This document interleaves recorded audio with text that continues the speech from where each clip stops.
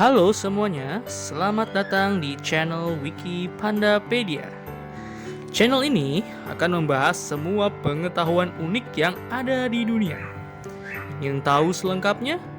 Ikuti terus channel ini ya, dan tonton sampai habis dan jangan sampai ketinggalan. I'm Attila, the whip of God. Barangkali dari kalian belum mengetahui siapa itu Attila the Hun. Siapakah dia?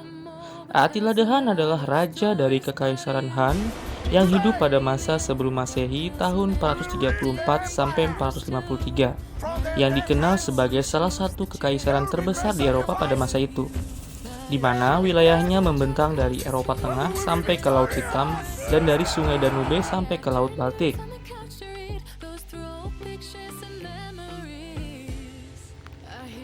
Ia dikenal oleh bangsa Romawi karena kebrutalannya dan kecenderungannya untuk menjarah kota-kota Romawi.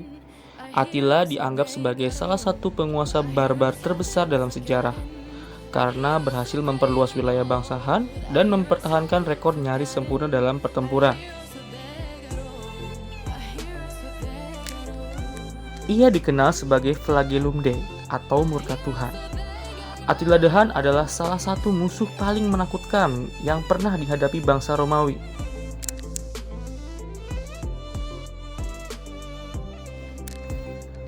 Hal ini yang membuat begitu menarik bagi pemimpin barbar ini. Lalu, hal apa saja yang membuat menarik? Berikut cuplikannya.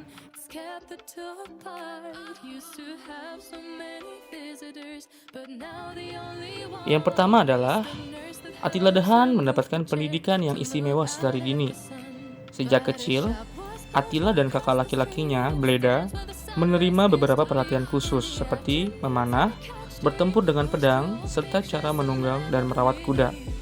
Mereka berbicara dan mungkin membaca, baik dengan bahasa Gotik maupun Latin. Mempelajari taktik militer serta diplomatik, kedua bersaudara ini juga selalu hadir ketika paman mereka menerima seorang duta besar dari Romawi.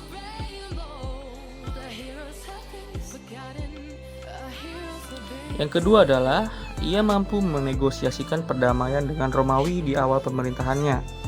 Dengan kematian paman mereka pada tahun 434, Bleda dan Attila mewarisi kontrol bersama atas Kekaisaran Han.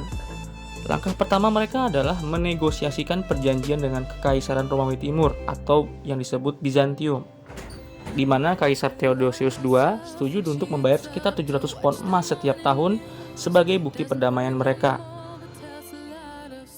Tetapi, selang beberapa tahun kemudian, tepatnya pada tahun 441 sebelum Masehi, Attila menuduh Bizantium telah melanggar perjanjian mereka. Ia pun langsung memimpin serangkaian serangan dan menghancurkan kota-kota besar di Romawi Timur. Dengan pasukan Han yang berjarak 20 mil dari Konstantinopel, Theodosius dipaksa untuk membuat perjanjian baru dan setuju untuk membayar Attila dengan jumlah yang mengejutkan, yaitu sebesar 2.100 pon emas per tahun.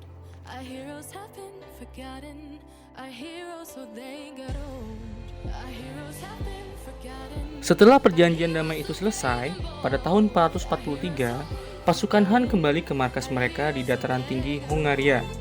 Sumber-sumber sejarah dari Romawi tidak menjelaskan secara rinci tentang apa yang terjadi di sana selama beberapa tahun ke depan. Tetapi, tampaknya jelas bahwa pada kesempatan tertentu Attila memutuskan untuk menantang Bleda demi kekuasaan tunggal atas Kekaisaran Han. 2 tahun kemudian, Attila memimpin serangan lain yang bahkan lebih ambisius ke wilayah Bizantium. Pasukan Han menyerbu Balkan dan Yunani. Walau pasukan Bizantium akhirnya berhasil menghentikan mereka di Thermopylae. Setelahnya, bangsa Han dan Romawi kembali menegosiasikan perjanjian rumit lainnya dengan ketentuan yang lebih merugikan bangsa Romawi.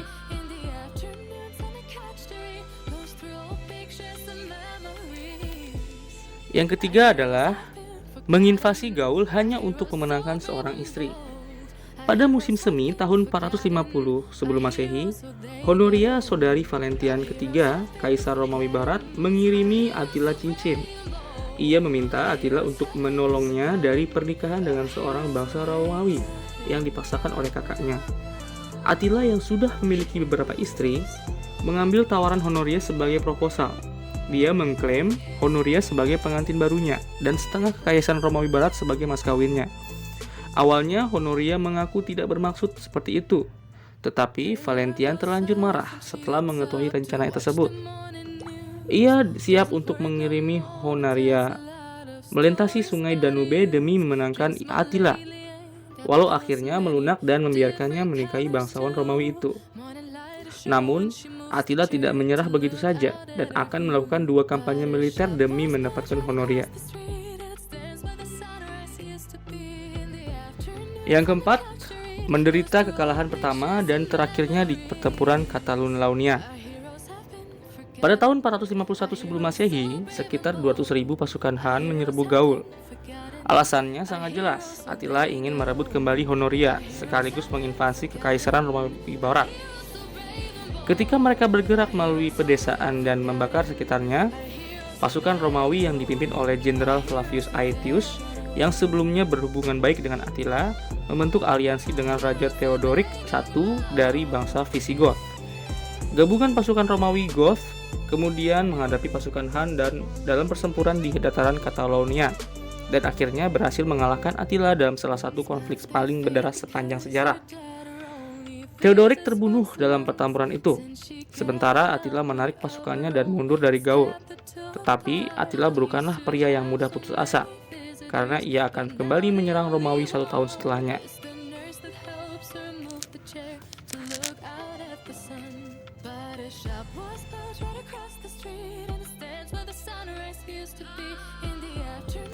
Yang kelima, terlepas dari hasrat pasukannya akan emas, Attila sendiri hidup dengan sangat sederhana. Menurut Priscus yang pernah mengunjungi markas Attila di dataran tinggi Hongaria bersama duta besar Romawi yang berkunjung pada tahun 449 sebelum Masehi, menyebutkan bahwa Attila suka membuat sebuah jamuan makan di mana ia menyajikan makanan mewah kepada para tamunya dengan piring-piring perak. Attila sendiri, tanpa Priscus, dilayani secara terpisah. Dia tidak memakan apapun selain daging di atas piring kayu dan minum dengan gelas yang terbuat dari kayu. Tidak seperti bawahannya, yang dengan sombong memajang emas dan permata mereka di tali kekang atau persenjataan kuda mereka. Tidak ditambah pernak-pernik apapun, yang penting bersih dan masih bisa dipakai, seperti Attila.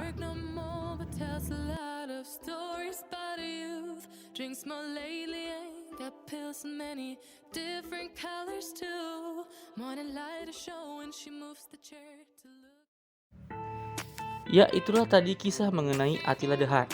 Sangat menarik bukan? Di luar dari sifat barbarnya, kita bisa mengambil sisi positif sifat dari Attila. Sekian kisah kali ini. Nah, sampai jumpa kembali di kisah menarik selanjutnya. Buat kalian yang ingin ngebahas kisah unik lainnya, kalian bisa request dengan menulis komen di bawah ini ya. Sampai jumpa.